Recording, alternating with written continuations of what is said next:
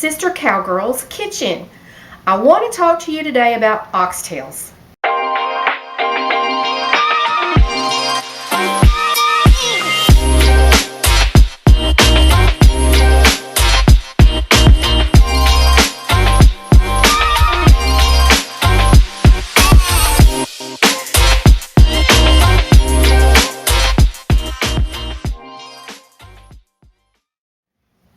Hey everyone, welcome to Sister Sue, aka Sister Cowgirl's Kitchen. Yes, it's from the tail of an ox. And some people eat them things, okay? Some of us people had never heard of eating an oxtail. I didn't hear of eating oxtails. Well, let me correct that. Granny did make oxtail soup. It was pretty good. I liked it. It's almost like eating beef stew.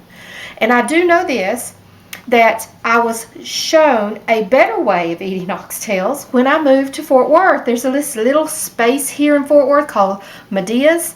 Oh my gosh, oxtails. If you like eating roast beef, or you like eating, let's say, ribs off the bone, I'm telling you, you're going to love oxtails.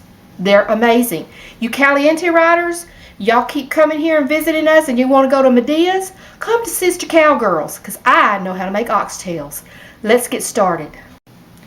To get started, let's go over the ingredients. Now, oxtails, they're a little pricey. I just so happened to have gotten them on sale. I was so excited. You know how we are about sales as ladies. So I found them on sale at this place called Winco, and I bought me 2 packs. So what you want is, if you're going to feed like a family of 4, actually, no, scratch that, because oxtails are good. And if you're feeding a family of 4, you're going to want about 4 or 5 packages of these things, because just a couple of oxtails ain't going to do them.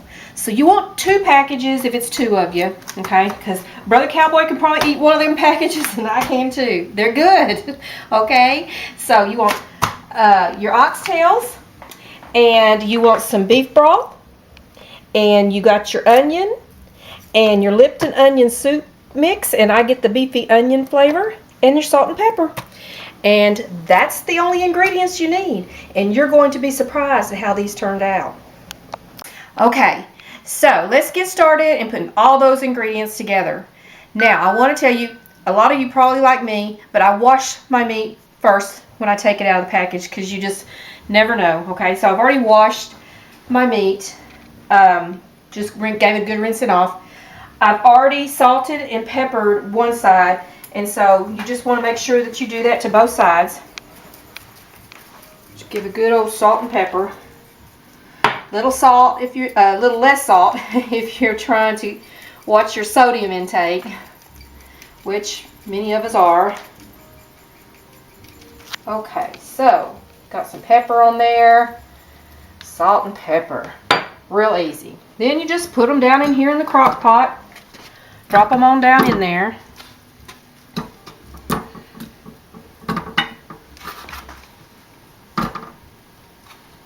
It's really simple. This is something that's really easy to do, you ladies at work.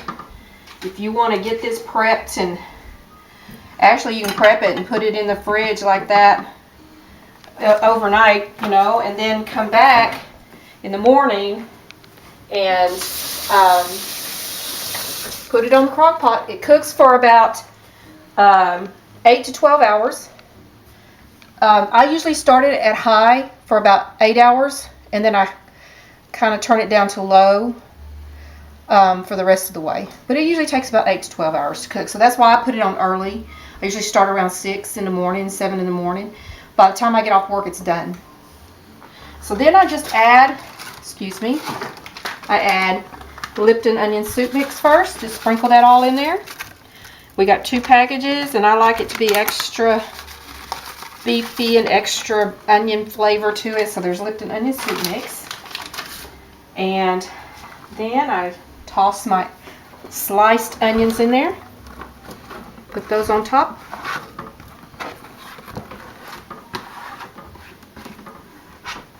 Makes it nice and onion. Some people might not like onion. If not, just leave them out, I guess. Some people like to put sliced carrots up in there. Potatoes. That's another good one. Then I just start pouring in the beef broth. Just put that all in there.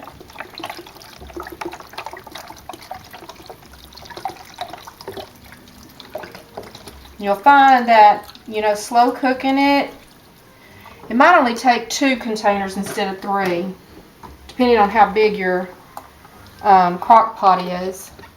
But what I was saying was that you'll find that the longer it cooks and the more you let it slow cook in a crock pot, then they come out real tender, falling off the bone. I'll never forget the first time I tried to fix them.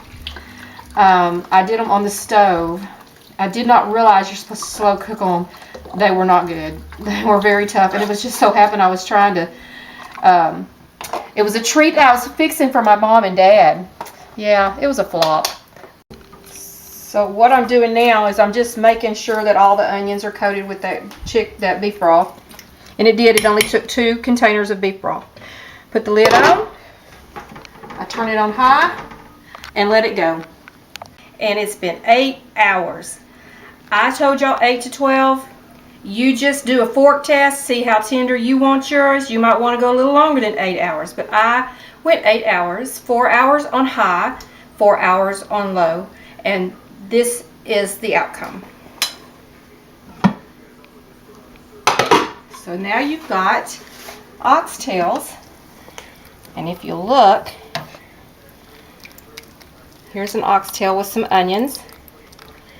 A lot of people like the juice. They make cornbread or rolls, and they dip their bread in that juice. It's really good.